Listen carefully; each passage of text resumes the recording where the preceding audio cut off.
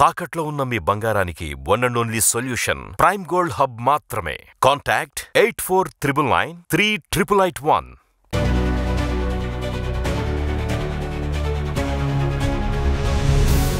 Hi viewers, welcome to ఆదర్ మరోకోణం. నేను మీ ప్రసాద్.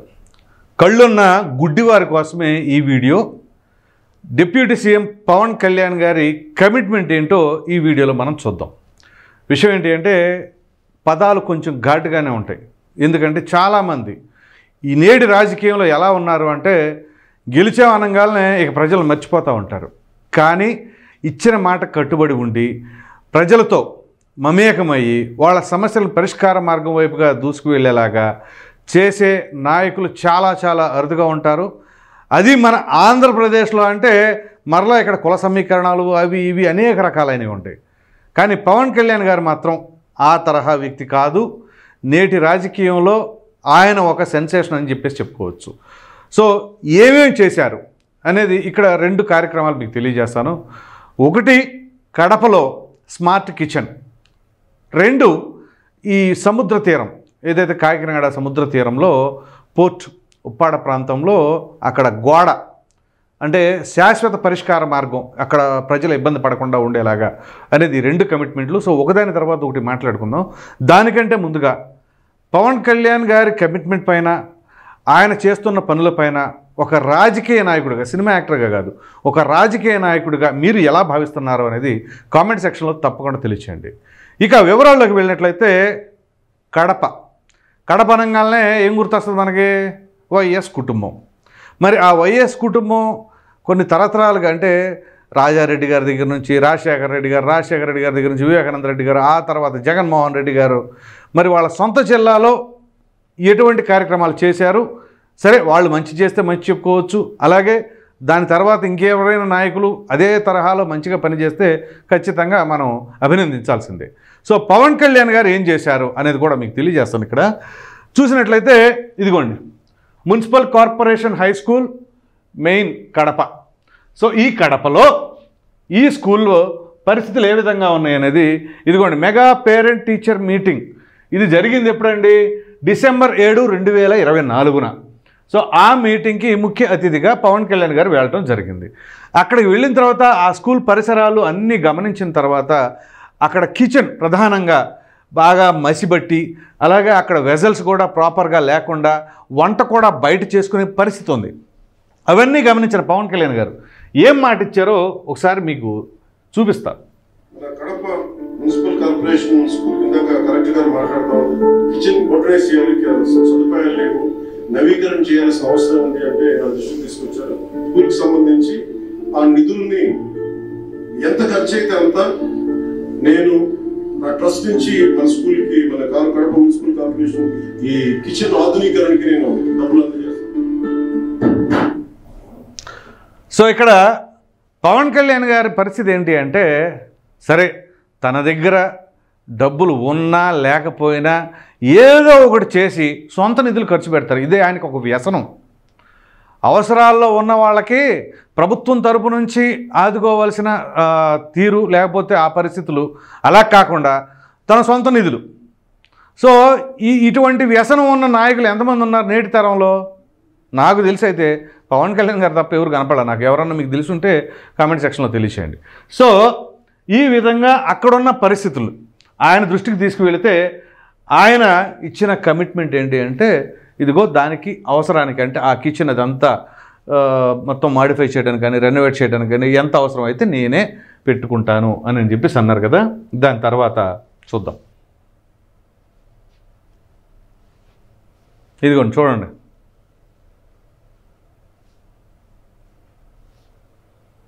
స్టార్ హోటల్స్లో ఉన్న కిచెన్ మాదిరిగా తయారు చేశారు. ఇది చూడండి, ఏ ట్రిబ్యూట్ టు డొక్కా సీతమ్మ. ఇదిగో 12 స్కూళ్ళు మంచి హెల్దీగా తయారు చేసి అక్కడ పిల్లలకు అందచేయటం. సో ఇది అక్కడ కడప స్కూల్లో పవన్ కళ్యాణ్ గారు విజిట్ చేసిన తర్వాత, అక్కడ పరిస్థితులు గమనించిన తర్వాత ఆయన చేసింది. సో నేను అందుకనే టైటిల్లో పెట్టింది, కళ్ళుండి గుడ్డివారు ఎవరైనా ఉంటే కొంచెం కళ్ళు తెరిచి చూడండి. ఎందుకంటే మనం ఇష్టానురీతిగా రాజకీయ విమర్శలు చేసుకోవడం అంటే ఎన్నికల సమయాల్లో చేసుకోండి. మంచి చేసినప్పుడు మంచి అని చెప్పండి, చెడు జరిగినప్పుడు చెడు అని చెప్పండి, అసలు ఏమి చేయకపోతే నిద్రపోతున్నారనండి, తప్పులేదు. కానీ ఒక నాయకుడు ఆ రకంగా నడుం కట్టుకొని ఖచ్చితంగా సరే నేను ప్రజలకి లేదా పిల్లలకి ఎవరికి ఏ అవసరం వచ్చినా సరే ముందుంటాను అని చెప్పేసి, అది కూడా సొంత నిధులు ఖర్చు పెడతాం.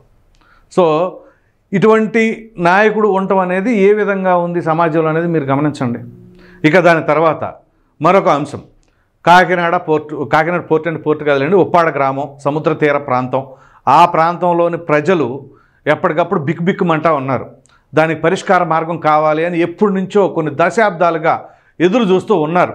సో అటువంటి పరిస్థితుల్లో పవన్ కళ్యాణ్ గారు పిఠాపురం నియోజకవర్గం నుంచి ఎమ్మెల్యేగా పోటీ చేయబోయే ముందు, అలాగే అక్కడ తంగెళ్ళ ఉదయ్ కుమార్ కాకినాడ ఎంపీ అభ్యర్థిగా ప్రకటించక ముందు, ప్రకటించిన తర్వాత వాళ్ళు ప్రజలకి ఏమి హామీలు ఇచ్చారు ఏంటి అనేది, దాని తర్వాత హామీలు నెరవేర్చే ప్రయత్నంలో ఉన్నారా అనేది కూడా మీకు తెలియజేస్తాం. ఇది ఉప్పాడ తీర ప్రాంతం. ఈ ప్రాంత పరిస్థితులు ఏ విధంగా ఉన్నాయో ఒకసారి మీకు చూపిస్తా. ఇదిగోండి, కోత నివారణకు శాశ్వత పరిష్కార మార్గం. ఇప్పుడు ఇదిగోండి ఎప్పటి నుంచో ఇక్కడ చూడండి, 7 నవంబర్ 2018. సో అప్పుడు ఏం జరిగింది అనేది మీకు ఇప్పుడు ఒకసారి వినిపించే ప్రయత్నం చేస్తాను. ఈ ఉప్పాడ ప్రాంతం కోతకు గురవుతుంది. మన పవన్ కళ్యాణ్ గారు పరిశీలించడం జరిగింది. సముద్రం కోత గురవుతోంది. మన తీర ప్రాంతం అంతా ఖచ్చితంగా మన తీర ప్రాంతాన్ని కోతను ఆఫ్ చేయొచ్చు. దానికి కావాల్సింది ఏంటంటే మనకు చక్కటి నిధులు కావాలి. ఎలాగైపోతుందండి, దగ్గరకి కొట్టాలంటే కొట్టుకోవడం, ఇంకా నా తెలుసు కొట్టుకోవడం. ప్రాతిపదికన చేయాలి. ఫస్ట్ మొదలు పెట్టడం. ఇది చూడండి, 10 ఏప్రిల్ 2024 ఎన్నికలకు ముందు. సో పవన్ కళ్యాణ్ గారి కమిట్మెంట్ ఏమిస్తున్నారు చూడండి.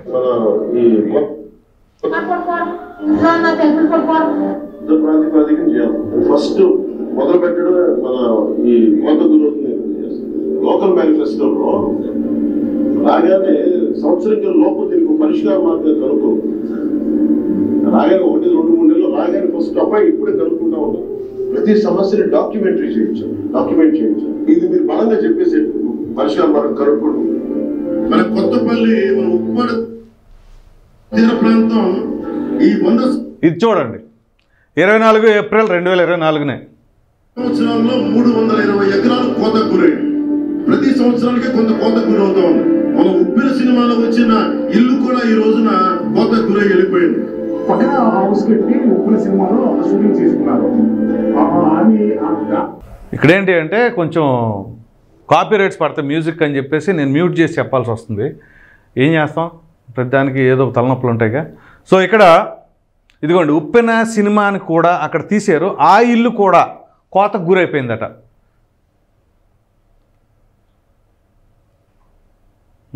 ఇది అక్కడ పరిస్థితి. సో ఇది పవన్ కళ్యాణ్ గారు ఎన్నికలకు ముందు మొత్తం కోట్ చేశారు. యుద్ధ ప్రాతిపదికన మొదటగా రాగానే మనం ఈ పని చేయాలి, లోకల్ మేనిఫెస్టోలో పెట్టండి అని చెప్పేసి అనటం జరిగింది. సో ఇది పరిస్థితి అక్కడ. సో ఏదైతే ఈ కాకినాడకు సంబంధించి ఆ సముద్ర తీరంలో ఉన్నటువంటి ఈ ఉప్పాడ గ్రామంలో అక్కడ ప్రజలు అనుభవిస్తున్న నరకం, ఆ ఆవేదన, ఆ ఆందోళన, దానికి పరిష్కార మార్గం. At the Pithapuram meeting Pawan Kalyan promised to protect Uppada from sea erosion if elected. అది ఆయన చెప్పింది. దాని నెక్స్ట్ ఏంటో అనేది కూడా ఒకసారి చూద్దాం. సో నేను ఆడియో తీసేస్తున్నానులేండి.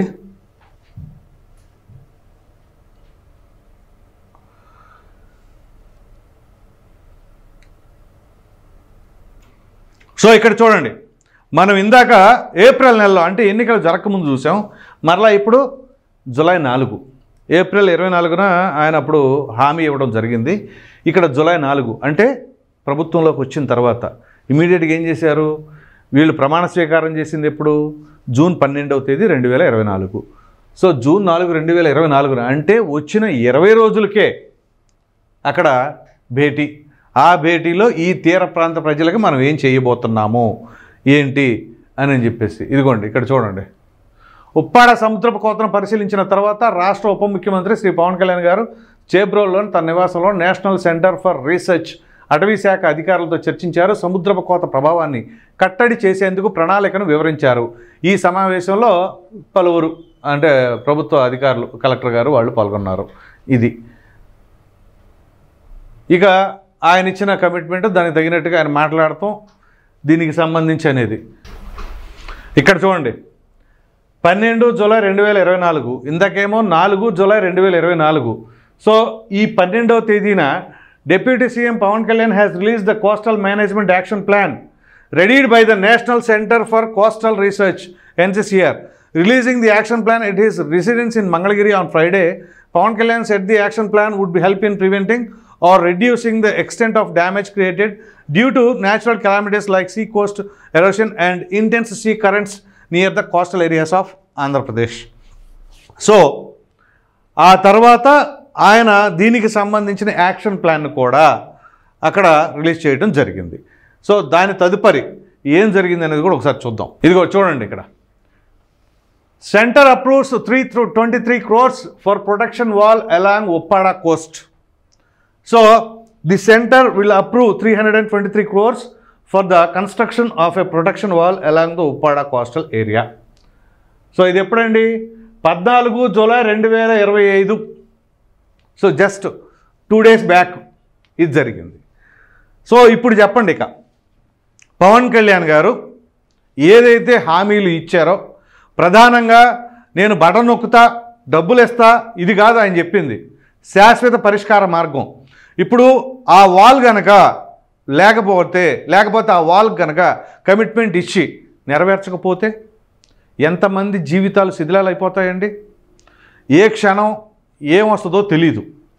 మనం చూసాం 2004లో ఒకసారి సునామీ వచ్చినప్పుడు ఎంతమంది జీవితాలు అసువులు బాసాయో. మరి ఇటువంటి ప్రాంతంలో ఈ పరిస్థితులు ఉన్నప్పుడు కొన్ని దశాబ్దాలుగా ఇప్పటివరకు ఏ రాజకీయ నాయకుడు కూడా చేయనిది ఈయన ఎందుకు చేశారండి? అదే కమిట్మెంట్ అంటే. మాట ఇచ్చారంటే కట్టుబడి ఉండటమే. సో అవసరమైతే కేంద్రం నుంచి నిధులు. అందుకనే మీకు కనుక గుర్తున్నట్లయితే నాకు బీజేపీతో పొత్తు కావాలి, పొత్తు నేను తీసుకొస్తాను అని చెప్పేసి ఎన్డీఏ కూటమిగా ఉండాలి అని చెప్పేసి పదే అప్పట్లో ఎంత మాట్లాడితే చాలామంది ఎన్ని రకాలుగా మాట్లాడారంటే మామూలుగా కాదు. బీజేపీ వస్తే కుదరదు, బీజేపీ వస్తే నష్టపోతాము, ఇవన్నీ కాదు, మీకెందుకు నేను చూసుకుంటా, స్ట్రాటజీ నాకు వదిలేసేయండి అని పవన్ కళ్యాణ్ గారు చెప్పడానికి దానికి తగినట్టుగా ఇప్పుడు కేంద్రంతో ఇక్కడ పనులు చేయించుకోవడం గురించి ఏ విధంగా చేపించారు, వాటి పరిష్కార మార్గాలు. పైగా అక్కడ ఎంపీ ఎవరు? తంగళ్ళ ఉదయ్ కుమార్. ఏ పార్టీ? జనసేన. సో ఆ విధంగా ఇక్కడ ప్రజలకి నిరంతరం అందుబాటులో ఉండేలాగా. పైగా పవన్ కళ్యాణ్ గారు ఒక మాట చెప్పారు, పిఠాపురం నియోజకవర్గాన్ని ఎలా తయారు చేస్తానంటే దేశమంతా కూడా మన పిఠాపురం వైపు చూసేలాగా చేస్తానని చెప్పేసి అన్నారు. అఫ్కోర్స్ ఇప్పటికి ఏడాది అయింది ఆయన అధికారంలోకి వచ్చి, పలు అభివృద్ధి కార్యక్రమాలు కావచ్చు. అట్లాగే ఆయన జీతాన్ని ఎవరికి ఇస్తున్నారంటే ఇప్పుడు ఆయనకు వచ్చే జీతం ఇదే పిఠాపురం నియోజకవర్గంలో ఉన్న తల్లిదండ్రులు లేని పిల్లలకి, వాళ్ళకి అటు హాస్టల్కి కావచ్చు, ఫుడ్కి కావచ్చు, బట్టలకు కావచ్చు, వాళ్ళ ఖర్చులన్నీ కూడా దాంట్లోనే ఆయన జీతంలోనే వెళ్ళిపోవాలి అని చెప్పేసి ఆయన రాసి చేశారు. నాకు ఈ పదవి ఉన్నంత కాలం, ఈ జీతం వచ్చినంత కాలం అది వాళ్ళకి అని చెప్పేసి, తర్వాత ఏం చేస్తారనేది అప్పుడు నిర్ణయం తీసుకుంటారేమో కానీ బహుశా. సో రాజకీయ పార్టీలు, కులమతాలు, ప్రాంతాలకు అతీతంగా మాట్లాడుకుందాం. ఇప్పుడు రాజకీయాలు అన్న తర్వాత ఇప్పుడు ఎలా ఉన్నాయి? ప్రతీదీ కులంతో ముడిపెడతాం, ప్రతీదీ అవినీతి, అక్రమాలు. ఇంకా అదేమిటి అంటే మనకు అధికారంలో ఉన్నప్పుడే లేకపోతే మనకు పదవిలో ఉన్నప్పుడే దోచేసుకోవాలి, మెహర్బానీలు చేయాలి. ఇక ఏ ప్రజలైతే ఓట్లేసి గెలిపిస్తారో ఆ ప్రజలకు అందుబాటులో ఉండమేక ఒక ఎమ్మెల్యే గారిని కలవాలి అంటే దాని చుట్టూ ఒక కోటరే ఉంటుంది.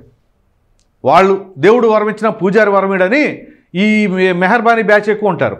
వీళ్ళు ఏం చేస్తారు?